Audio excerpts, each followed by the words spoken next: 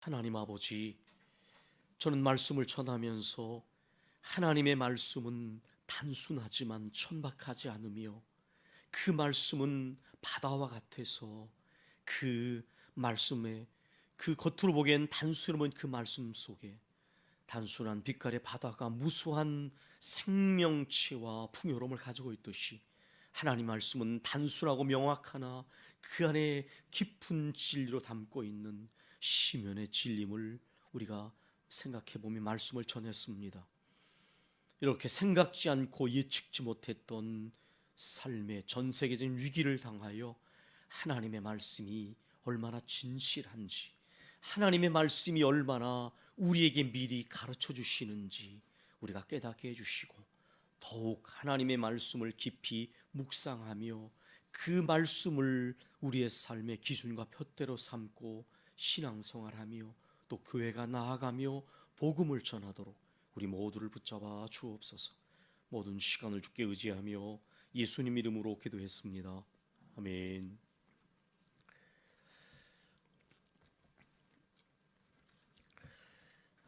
우리가 함께 봉독한 말씀을 통해서 저와 여러분에게 하나님께서 은혜 주시길 원합니다. 여러분, 지금부터 제가 말씀드리는 이 내용을 한번 들으시고 어떤 내용인지를 한번 짐작해 보시길 바랍니다. 버스 안내양, 타이프라이터, 엘리베이터 안내원, 비행기 항법사. 여러분 아시겠습니까? 짐작하시겠지만 이미 사라져버린 직업들입니다.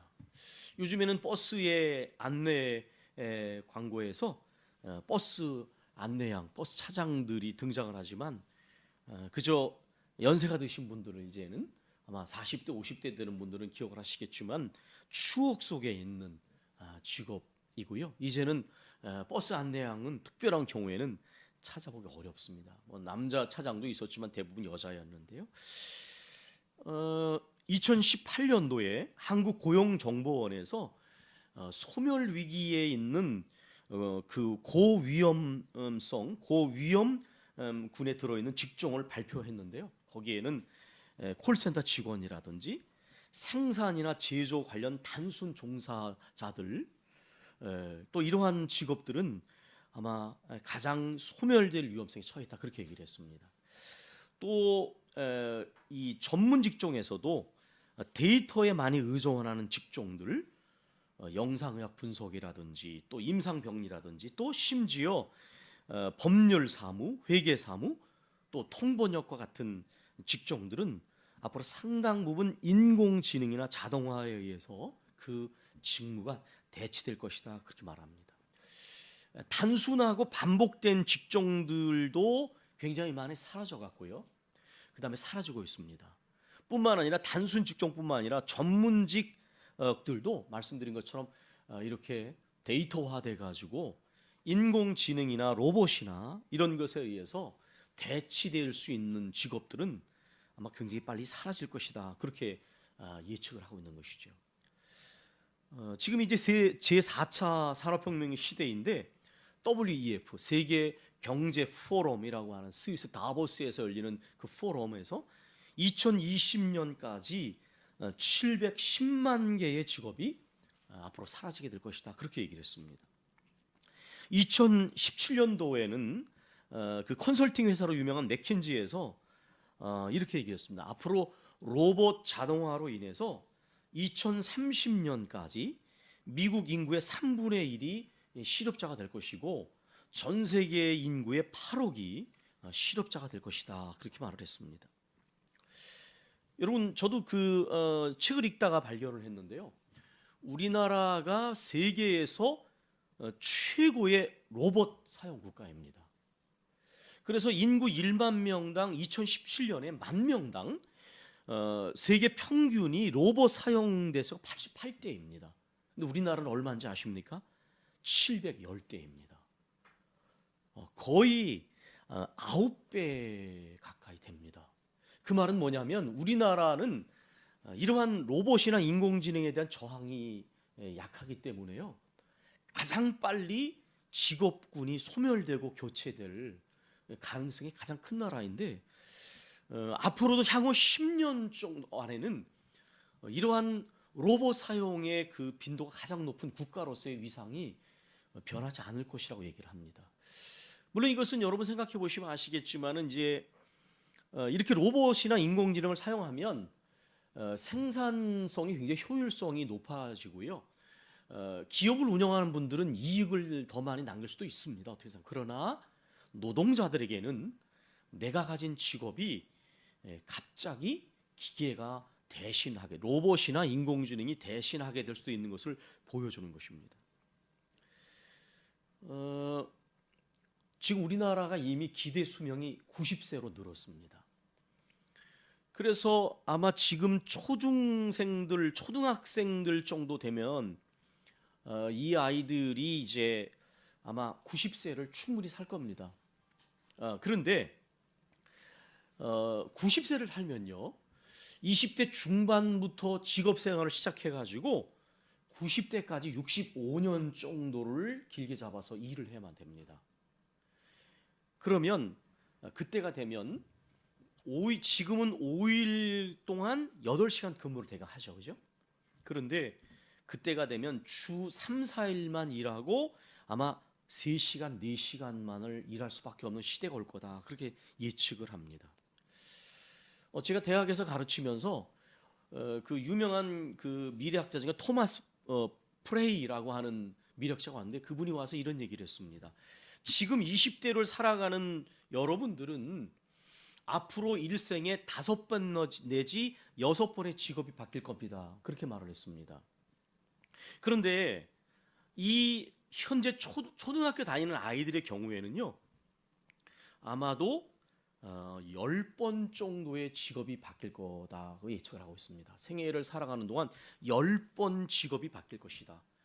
그러니까 10번 직업을 바뀌는데 20대에 처음 갖는 직장은 대체적으로 한 10년 정도는 갈 것이라고 봅니다. 물론 이것은 예측이니까 딱딱 맞지는 않지만 20대 직장생활 처음 갖는 직장은 10년 정도를 갖게 될 것이다. 그러나 두 번째, 세 번째 직업으로 갈수록 점점점 그 직업을 갖는 기간이 짧아질 것이라는 겁니다. 여러분, 제가 이렇게 말씀드리면 좀 실감이 나십니까? 그런데 지금 그게 바로 우리 이야기입니다. 저희 큰 처남이 70이 넘었어요.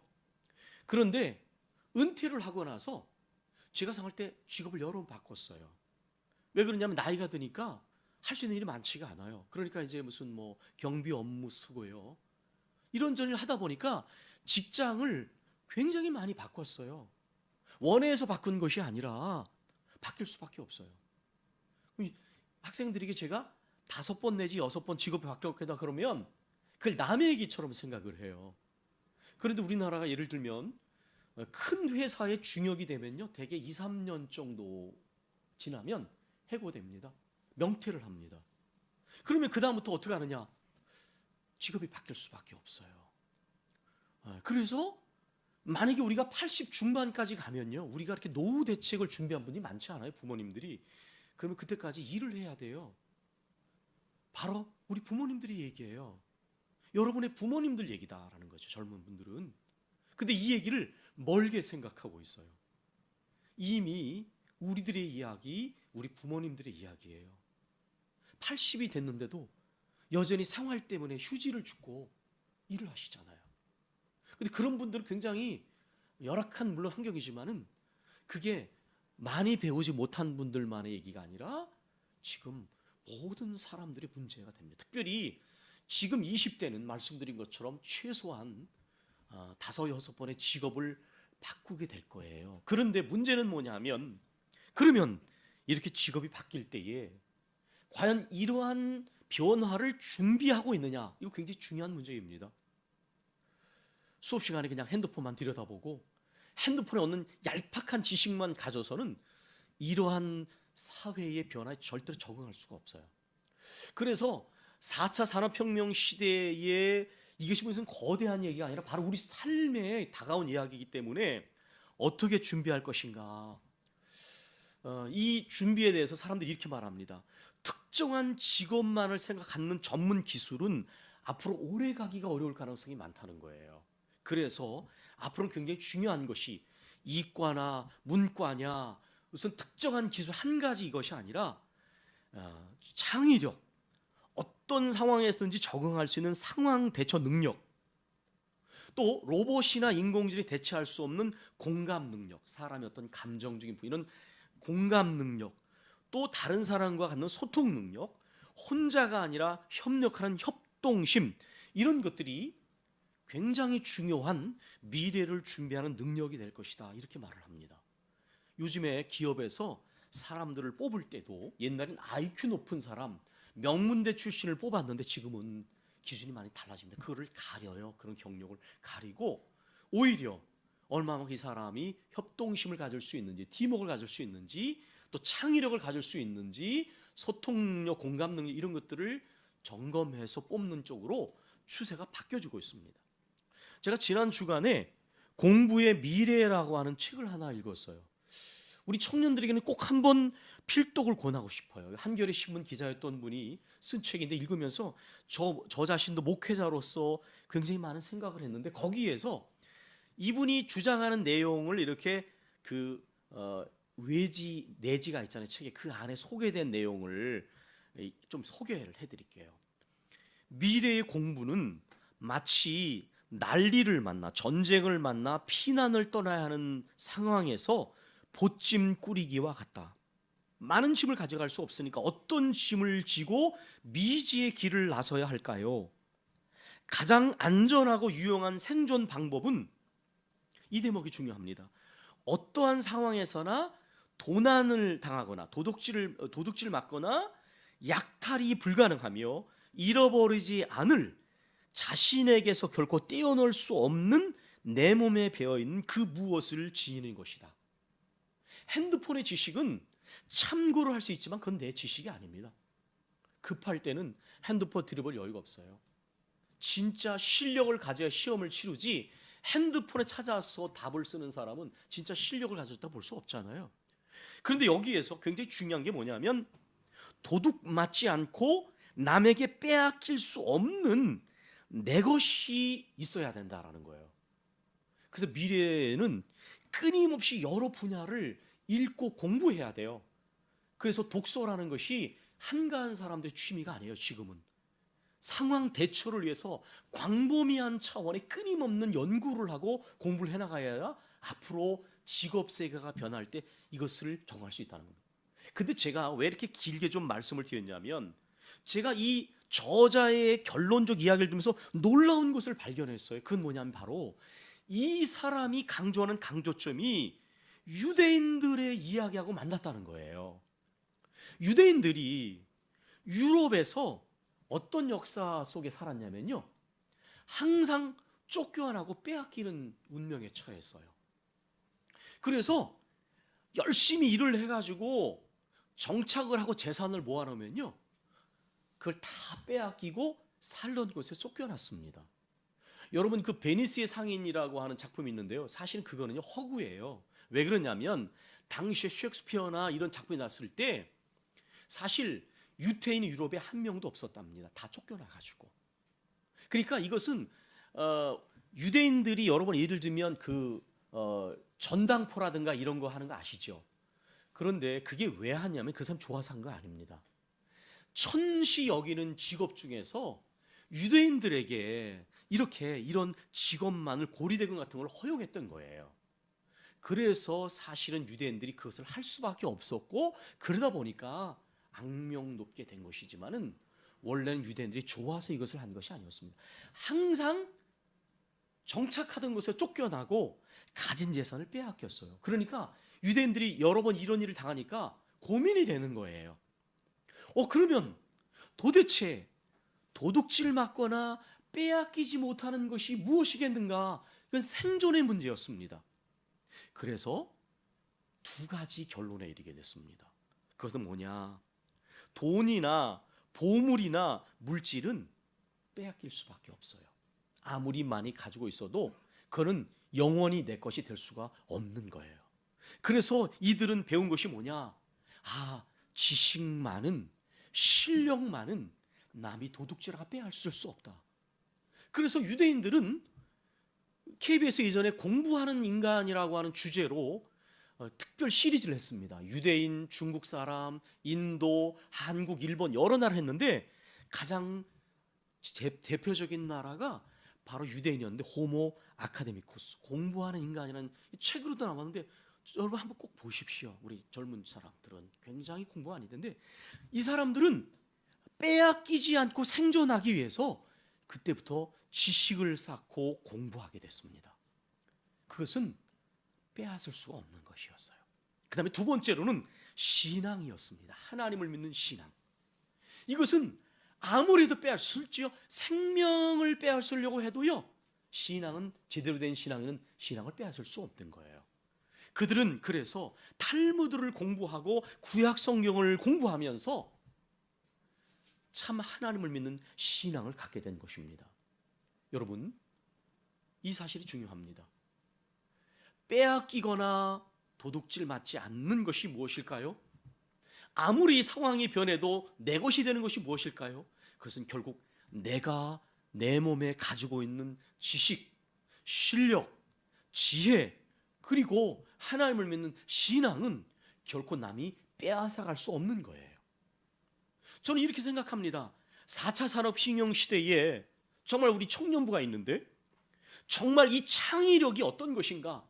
창조주 하나님이 주신 이 창의력, 이 상상력으로 전 우리 믿음의 젊은이들이 오히려 이 세계에 압도되지 않고 정말 실력을 쌓고 준비해서 세계를 이겨나가 앞서 나가는 그런 창조주 하나님의 자녀들이 됐으면 좋겠다, 그런 생각을 합니다. 그런 믿음으로 가셔야 돼요. 창조주 하나님이 주신 상상력, 가능성, 이거보다 큰 것이 어디 있겠습니까? 그런데 우리 사랑하는 교우들에게 오늘 말씀드리고 싶은 것은 바로 유대인들이 결코 도둑 맞거나 빼앗길 수 없는 이 신앙에 주목했다는 것을 여러분과 함께 다시 한번 기억하면서 오늘 이 신명기 6장 4절로 9절의 말씀, 바로 유대인이 가장 중요하게 생각하는 쉐마입니다. 그러나 이것은 유대인만의 것이 아니라 우리 하나님을 믿는 그리스도인들에게도 아주 중요한 거예요. 이스라엘아 들으라, 하나님은 한 분이시니 너는 마음과 뜻과 힘을 다하여 하나님을 사랑하고 하나님의 말씀을 마음에 새기고 자녀에게 가르치고 끊임없이 교육해라. 그리고 이것을 내 손목에 매며 미간에 두라. 미간은 두 눈썹 사이입니다. 여러분, 하나님을 사랑하되 모든 것을 다해서 하나님을 사랑하고 하나님의 말씀을 마음판에 새겨라 그랬습니다. 하박국 2장 20절은 이렇게 말하죠. 이 말씀을 톱판에 새겨서 달려가면서도 읽을 수 있게 해라. 큰 글씨로 써서 모두가 이 말씀을 보도록 하라 그랬습니다. 그런데 이 말씀을 더 중요한 것은 내 마음판에 새겨라. 내 마음판에 새겨라. 내 몸에 배게 해라, 그런 얘기입니다. 자녀를 가르치고 교육하되 목회자나 선생님에게만 신앙 교육을 맡겨둬라, 그렇게 말씀하지 않으셨고요. 오히려 자녀와 후세대의 교육은 부모가, 집안의 어른이 더 역할을 해야 된다라고 분명하게 말씀하고 있습니다. 손목에 매라는 것은 내 행위의 기준을 삼으라는 것입니다. 미간이라는 것은 두 늪 사이인데 급소입니다. 미간에 두라라고 하는 것은 하나님의 말씀을 정신적인 중심으로 삼고 생활 신조로 삼아라, 그런 얘기입니다. 문설주의 바깥문에 새겨라. 이 말씀의 의미는 무엇입니까? 온 집안에, 온 삶에 하나님의 말씀이 가득하라고 하는 것입니다. 여러분, 저는 이번에 이 신종 코로나 예상치 못한 이 사태가 생기고 나서요, 아주 여러 부분을 느낍니다. 이렇게 우리 주위에서 일어난 일을 이렇게 보고 있어요. 그런데 그 중에 제게 가장 관심은 교회와 그리스도인들이 어떻게 반응을 하느냐 하는 거예요.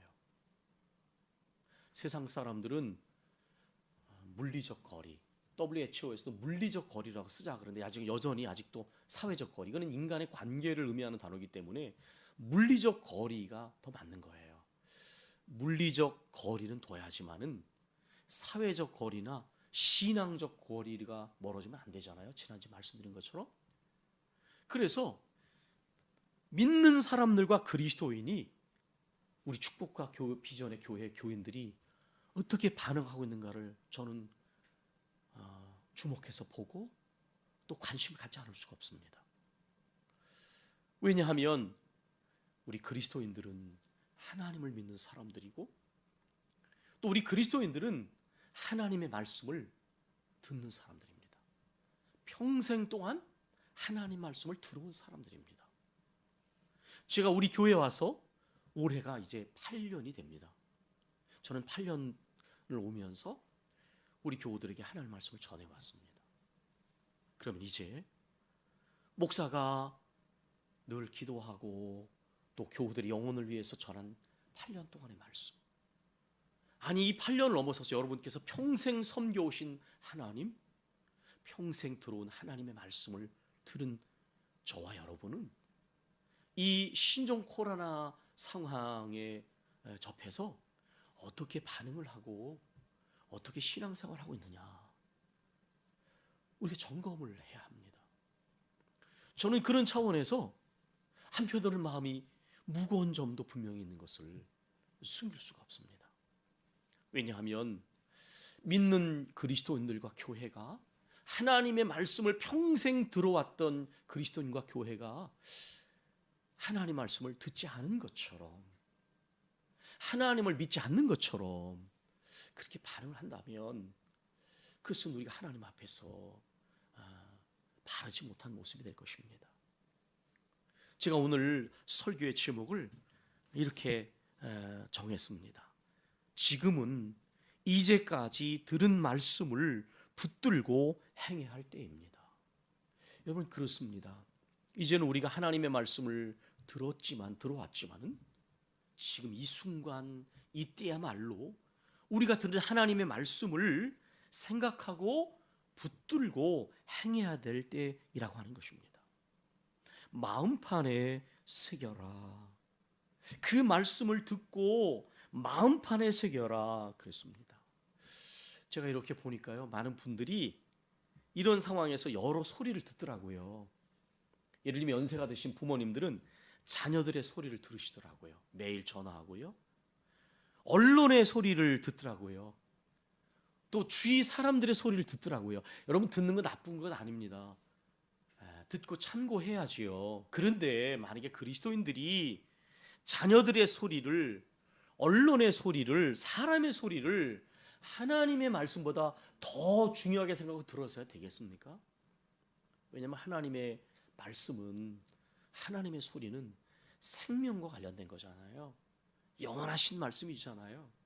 오히려 이때는 그런 소리를 참고하되 하나님의 말씀을 더 깊이 귀 기울여 듣고 그 들은 말씀을 정말 마음판에 새기고 그 말씀을 붙잡고 가야 할 때이거든요. 신종 코로나를 통해서 아마 사람들이 전염이 되면 병이 들고 굉장히 고열과 진통이 있다더라고요. 그리고 때로는 기저질병이나 연세가 드신 분들은 세상을 떠나기도 합니다. 인간이 두려울 수도 있지요. 그런데 예수님께서 이렇게 말씀하셨습니다. 너희를 핍박하는 자들이 너희의 육체의 생명은 빼앗가지만 영적 생명은 빼앗아갈 수 없으니 영혼과 육체를 다 멸하시는 하나님을 두려워할지언정 사람을 하나님보다 더 두려워하지 마라. 그렇게 말씀하셨어요. 정말 경외해야 될 분이 하나님이시죠. 여러분, 너는 마음과 뜻과 힘을 다하여 하나님을 사랑하라. 그런데 하나님을 우리는 사랑한다고 고백했지 않습니까? 기도할 때도 고백하고 어려운 일 있을 때도 고백했습니다. 그런데 정말 우리가 지금 하나님을 사랑하는 마음이 우리 안에 머물러 있습니까? 예수님께서 부활하신 다음에 베드로에게 3번을 물으셨어요. 네가 나를 사랑하느냐? 네가 나를 사랑하느냐? 네가 나를 사랑하느냐? 그게 짓궂으시죠. 왜냐하면 베드로가 3번 부인을 했는데 하필 3번을 물으셨을까요? 그것은 저는 이렇게 해석할 수 있다고 봅니다. 내가 이전에 나한테 말하지 않았니? 나는 주님 감옥에도 가고요, 죽는데도 주님과 함께 갈 거예요. 절대로 주님 배신하지 않을 거예요. 다 준비됐어요. 그런데 베드로는 그걸 지키지 못했습니다. 예수님께서는 입술의 고백을 넘어서서 이 하나님께 드렸던 약속은 끊임없이 생각하고, 그리고 그 고백에 걸맞도록 삶으로 응답해야 될 것을 말씀하신 거예요. 우리가 평소에 하나님께 기도를 드리지요, 또 말씀을 읽죠. 그런데 여러분, 이제는 읽은 말씀을 지식으로가 아니라 깊이 묵상하시고요, 이제는 그 말씀을 붙잡아야 될 때입니다. 우리가 기도를 드렸습니다. 하나님, 주님 사랑합니다, 믿음으로 살겠습니다. 이제 우리가 드렸던 그 기도에 진실하게 우리가 이제는 그대로 살아야 할 때입니다. 들은 말씀을 붙잡고 행해야 될 때이고, 드렸던 기도의 진실성이 드러나야 될 때이고요, 이제는 정말 그러한 때가 됐습니다. 전 우리 교우들에게 이렇게 말씀드렸습니다. 전심과 합심으로 기도하십시다. 지금이야말로 만민이 기도하는 집이 우리 강장로께서 기도하셨지만 정말 하나님 앞에 회개하며 긍휼을 구하며 은혜를 구하면서 더 기도할 때입니다. 비록 교회 나와서 기도하는 것이 어려울지라도 여러분의 가정이 기도의 골방이 되셔야만 합니다. 지금이야말로 하나님, 우리를 지켜주십시오. 우리 사랑하는 이들을 지켜주십시오. 우리의 사람을 지켜주십시오. 온 세상의 모든 분들, 모든 이들의 영혼을 긍휼히 여겨주시고 불쌍히 여겨주시고 은혜를 베풀어 주십시오. 정말 지금이야말로 무릎으로 사는 그리스도인 만민이 기도하는 집으로서의 그런 모습을 보여야 할 때입니다. 여러분, 건강 중요합니다. 우리의 산업도 중요합니다. 그러나 여러분 기억하십시오. 이 건강이나 물질은 잃어버리기 쉬운 것입니다. 생각지 못한 상황으로 빼앗기기 쉬운 것입니다. 그러나 하나님을 경외하는 이 믿음과 그리스도인으로서의 하나님을 경외하는 데 얻는 바른 분별력, 이 지혜는 빼앗길 수 없는 것입니다. 하나님을 사랑하는 마음은 빼앗길 수 없는 것입니다. 하나님을 의지하고 하나님께 소망을 두고 믿음에서 나아가는 이것은 결코 빼앗을 수 없는 것이고 도둑질 맞을 수 없는 것입니다. 지금이야말로 마치 4차 산업혁명 시대에 인간을 생존하게 하는 것이 지혜와 지식이요, 또한 내 것이 된 것. 그래서 유대인들은 이 지식과 지혜를, 그리고 하나님을 믿는 신앙을 빼앗길 수 없는 몸에 밴 것으로 끊임없이 풍성하게 만들어가서 오늘날 이렇게 영향력을 미치는 민족이 되었던 것처럼, 우리 축복과 비전의 교회 성도들은 지금이야말로 참 여호와를 경외하는 이 지식, 지혜를 드러나야 할 때이고 분별력을 가져야 할 때이고, 하나님을 믿는 신앙의 진실성과 믿음을 더욱 우리가 하나님 앞에 입증해야 할 그런 때입니다. 제가 이렇게 며칠 전에 3번 시내를 이렇게 오다 보니까 새롭게 깨달은 게 있었어요. 발견한 게 뭐냐, 3번 시내에도 신천지가 좌판을 깔듯이 아주 공공연하게 거기다가 선전물을 놓고 광명의 천사로 위장했었거든요. 여러분, 그게 점점 많아졌었어요. 안양시내, 군포시내, 전철역 앞 예쁜 옷을 입고 아주 밝은 표정을 지으면서, 그런데 하나님께서 들춰내셔서 그들이 얼마나 악의 세력이고 인간과 가정을 파괴하는 집단인지, 심지어 네이버의 댓글 정책을 통해서도 그들의 숨겨진 사악함을 다 들춰내시잖아요. 하나님 하시는 일은 정말 일곱색을 무지개 같은 거예요. 여러분, 인간이 바깥에 돌아다니지 않으니까요, 저 우주에서 찍은 사진이, 맑은 사진이 나온답니다. 공해가 사라지는 거예요. 범죄가 줄어들고요, 떠났던 동물들이 돌아온답니다. 인간의 탐욕과 과도한 욕심과 교만으로 인해서 저주받은 땅들, 원래 인간의 범죄 때문에 땅이 저주받는 거예요. 그런데 회복이 돼요. 사람들이 바쁘게 분주해가고 막 살았는데요, 이렇게 집에만 있어 답답하니까 나와서 돌아다니니까 꽃이 보이는 거예요. 꽃이 보여요. 하나님이 주신 아름다운 꽃, 이 자연세계, 그동안은 바빠서 볼 여유도 없었는데 그게 보이는 거예요. 가족의 소중함 잊어버리고 살았는데 가족이 얼마나 소중한지, 가족이 건강하고 내가 건강한 것이 얼마나 하나님의 은혜인지 느껴지기 시작하는 거예요. 무엇보다 이런 생각을 해보십시오. 지난주에도 말씀을 드렸지만 원래 오늘이 사순절 5번째 주일이고 교육부 헌신예배에다가 교사대학에 있는 주간이거든요. 그런데 그걸 다 갈 수가 없고 예배도 이렇게 드리면서 온라인으로밖에 드리지 못하는데, 한 달 반 전에 우리는 2020년을 맞아서 새해 꿈을 꾸고 계획을 세우고 다 나름대로 기대를 했습니다. 그런데 거의 누구도 예상치 못했던 이 신종 코로나로 인해서 선진국이 오히려 더 두려워하잖아요. 안전하다고 느낀 그 나라에서 전 세계가 한국 사회를 비롯해서 움츠러들고 두려워하고 그렇게 되고 있어요. 그런데 우리는 지혜를 배워야 됩니다. 그래서 인간의 삶은 불안정하다고 말씀하시고 든든히 섰을 때도 허사라고 말씀하신 이유가 있구나. 오히려 우리는 그래서 물리적 거리는 둬야 되겠지만은 사회적 거리를 두는 데까지 가거나 신앙적 거리를 두는 데까지 가서는 안 됩니다. 오히려 주위에 있는 사람들을 더 보살피고 하나님과의 거리는 더 가까워져야죠. 하나님께 소망을 두고요, 회개하는 마음을 가지고요, 정말 종말론적 긴장, 늘 깨어 있어야 한다는 말씀이 바로 이런 것이다. 내 안전을 위해서 기도도 쉬고 그것이 아니라 더 기도하고 더 깨어 있고 더 말씀 안에 서고.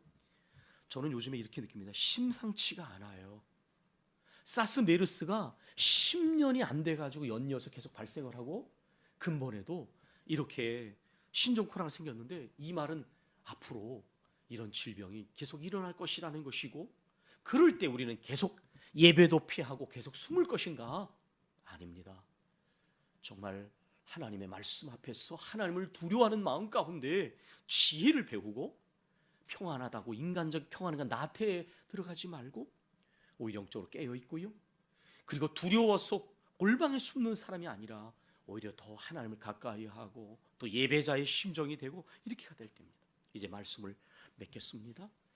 여러분, 도둑질하거나 빼앗길 수 없는 것에 너무 집착하지 마십시오. 요한일서 2장 18절에 이렇게 말합니다. 이 세상도 그 정욕도 지나가되 하나님의 뜻을 행하는 이는 영원히 거하느니라. 하나님의 뜻을 행하는 이는 영원히 거합니다. 요한복음 1장에서는 말씀이 육신이 되어 어두운 세상에 빛이 오셨다 그랬습니다. 오늘 이렇게 세상이 온통 두려움에 눌려 있을 때에 오히려 우리 주님은 어두운 세상에 오셔서 하나님의 구원의 거룩한 섭리를 이루셨던 것처럼 우리도 주님을 본받아서 그 주님께 영원히 소망을 둘 뿐만 아니라 우리도 주님을 본받아서 이 어려운 시대일수록 하나님의 선한 뜻을 드러내고 이루는 말씀이 육신이 되셨던 주님을 본받는 일들이 우리가 가야 할 길이라고 저는 믿습니다. 사랑하는 교회 여러분, 더욱 믿음과 지혜를 가지시고 주님께 나아가면서 하나님의 뜻을 이루시는 저와 여러분이 되시길 바랍니다. 우리 기도하겠습니다.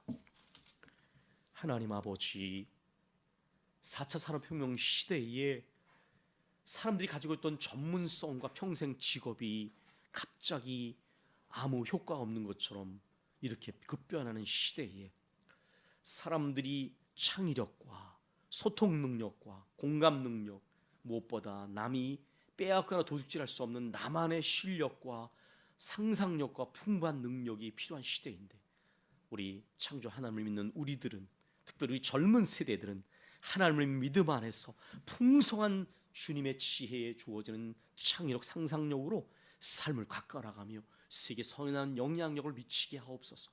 무엇보다도 하나님, 우리 믿는 믿음의 사람들은 이 어려운 시대 속에서 빼앗길 수 없는, 잃어버릴 수 없는 그런 것들, 물질이나 무슨 보물이나 안정된 삶의 기반이 아니라 하나님을 믿는 믿음, 하나님을 경외하는 지혜, 하나님 안에 우리에게 주어진 영생의 소망, 이 견고함을 가지고 오히려 차분하게 주님의 뜻을 이루며 주님의 복음과 진리의 말씀을 담대하게 전하는 그런 사람들이 되어지도록 은혜를 주옵소서.